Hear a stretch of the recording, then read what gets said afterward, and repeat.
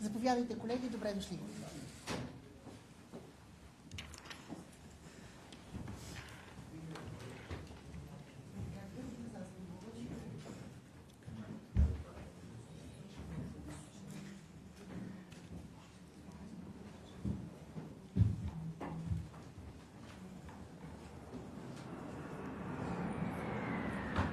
Това е в наша чест.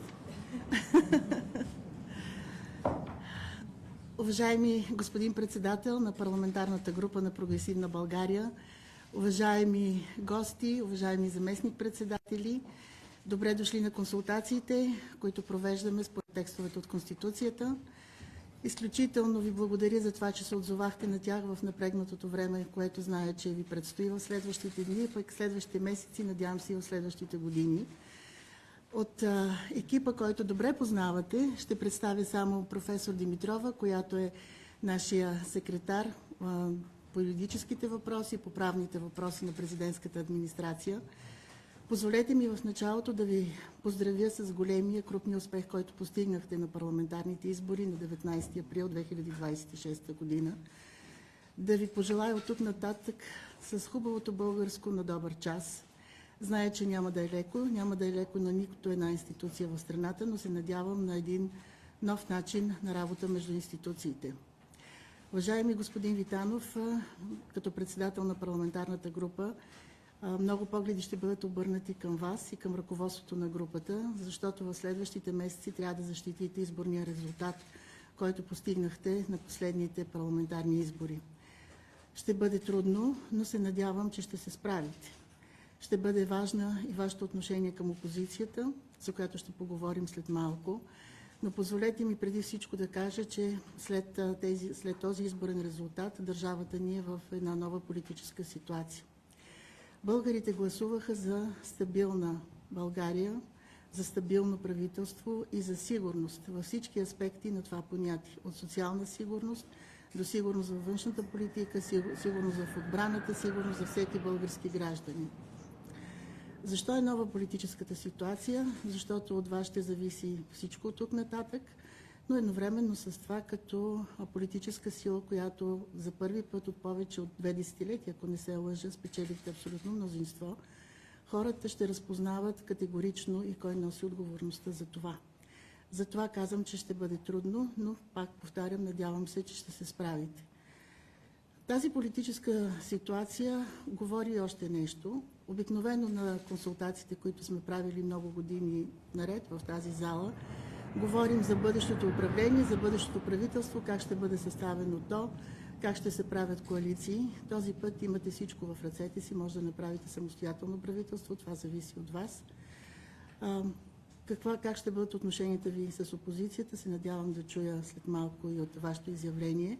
Но днес ще поговорим преди всичко за приоритетите, които стоят пред страната и се надявам, че те съвпадат с очакванията на хората.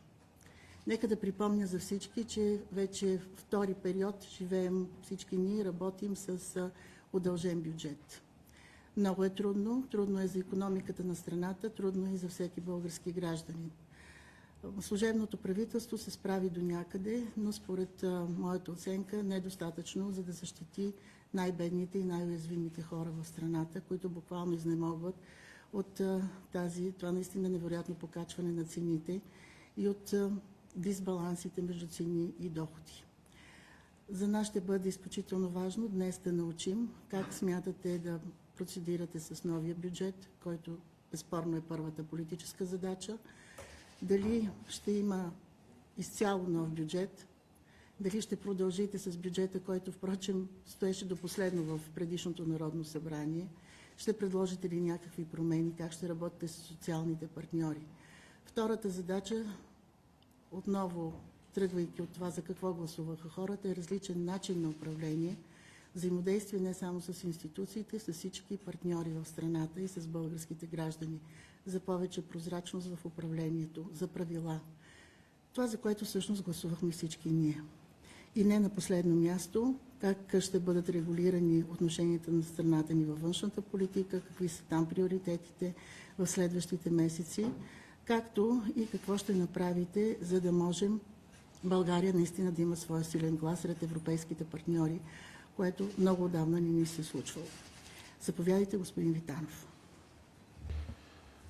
Благодаря ви, уважаема госпожо президент, уважаема президентска администрация, скъпи приятели.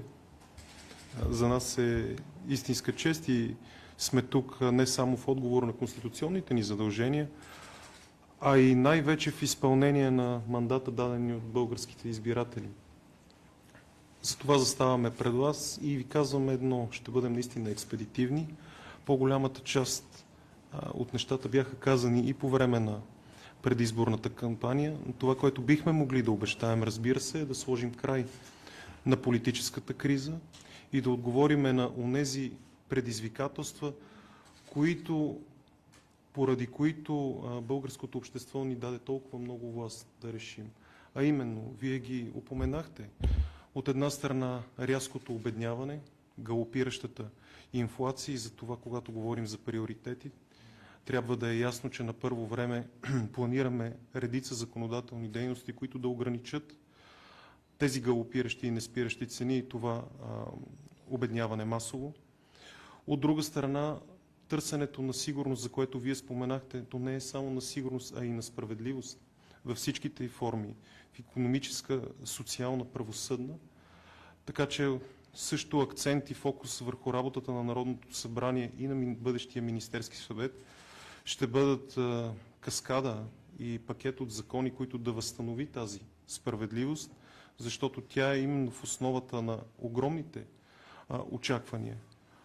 Съзнаваме и тези скрити подводни камъни, които има, макар че ние не сме напълно наясно с тях, и по финансови въпроси може би колегата Доне ще отговори след малко, но съзнаваме и катастрофалното положение с публичните финанси, поне от предварителните индикации, разбира се, за което ще изискаме детайлна информация веднъж, когато се стъпи, но и преди това, когато служебното правителство сдаде поста си, така че за нас потенциалният бюджетен дефицит е огромен проблем. Ние вече видяхме и съгласно Евростат и корекциите, и че отдавна сме надхвърлили маастрихтските критерии, с голямо съжаление, и ни предстоят трудни месеци. Във външнополитически план искам да успокоя онези критици, които очакват радикален и краен завой. Нищо подобно. 9 години имаме много ясни позиции и президента Радев, позиции, до които се доближават почти всички вече европейски лидери. По отношение, може би, на бюджета, господин Донев. Господин Донев, заповядайте. Уважаема госпожо президент, уважаеми колеги от администрацията на президента на Република България, аз не бих навлизал в дълбочина по отношение на финансовото състояние на публичните финанси на държавния бюджет, тъй като не съм запознат в дълбочина с официалните отчети, които се изготвят от Министерство на финансите. Само бих споменал притеснителното състояние с бюджетния дефицит, който към април месец вече е 1,4% от брутния вътрешен продукт.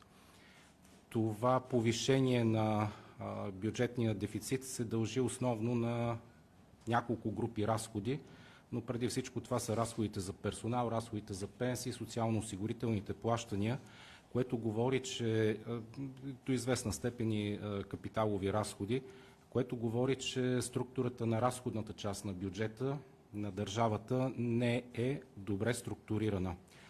Това, разбира се, ще доведе до редица негативи за в бъдеще, тъй като това са разходи, които не са еднократни, а са дългосрочни и се повтарят през годините, разбира се, с нарастване. Така че една от основните задачи ще бъде преструктуриране на разходната част на бюджета. Върви трудно и с забавяне усвояването и на европейските средства, както по европейските програми, фондове, така и по Националния план за възстановяване и устойчивост. Там закъснението, знаете, че с приключване на сроковете по Националния план за възстановяване и устойчивост и, разбира се, ако не сме изпълнили онези показатели, онези критерии, които се следят за реформи, които трябва да бъдат направени в съответно законодателство, което трябва да бъде прието, ние ще загубим част от плащанията по Националния план за възстановяване и устойчивост.